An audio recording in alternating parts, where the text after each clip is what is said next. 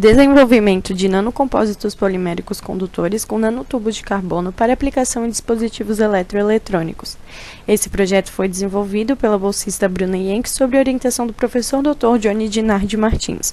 Gostaria de agradecer ao CNPq pela bolsa e ao Policom pelo espaço cedido para o desenvolvimento das atividades. No decorrer do último ano, as atividades desse projeto ficaram concentradas na preparação e caracterização de blendas de polifluoreto de vinilideno, PVDF, com a poliamida 12. No processamento, primeiramente, as misturas foram preparadas através do processamento no estado fundido em um reômetro de torque. A este foi acoplada uma câmara de mistura Reomix 600P, utilizando rotores do tipo roller. Os experimentos foram conduzidos a 200 graus e uma velocidade de rotação de 100 RPM durante 10 minutos, sendo que a quantidade de componentes variou de 0 a 100% em massa. Após processamento, os materiais foram moldados por compreensão em uma prensa hidráulica a 200 graus e uma força de 300 kg/força a fim de produzir amostra para posterior caracterização.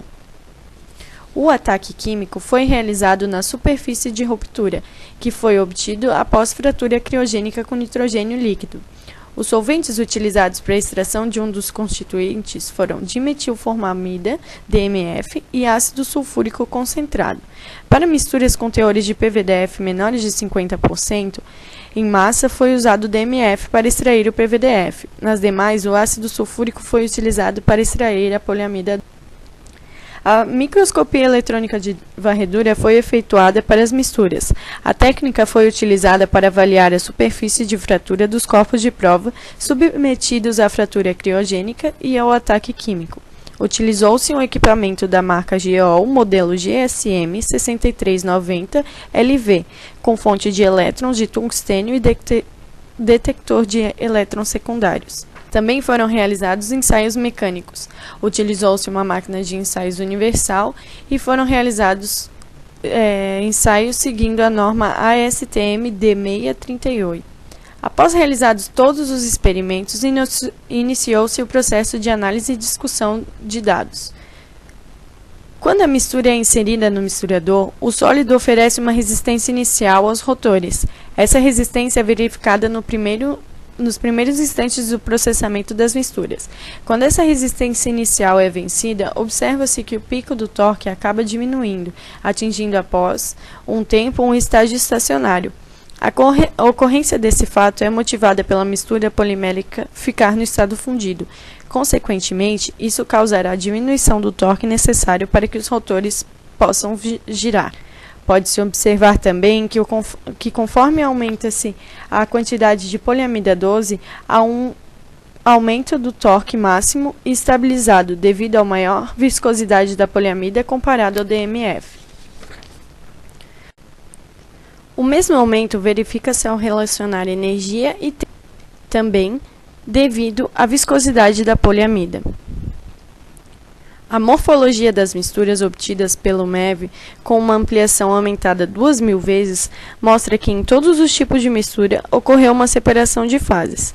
Essa morfologia propõe que existe uma imiscibilidade entre os componentes da mistura.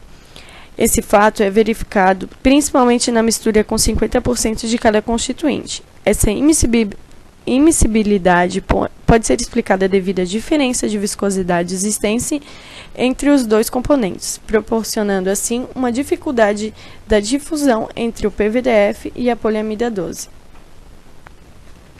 A análise das propriedades mecânicas das blendas mostrou que tanto a tensão de escoamento quanto a tensão de ruptura aumentaram proporcionalmente com a concentração de PVDF do sistema.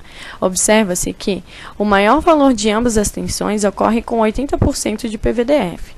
A blenda, com composição de 50% de cada constituinte, apresentou o valor intermediário das tensões.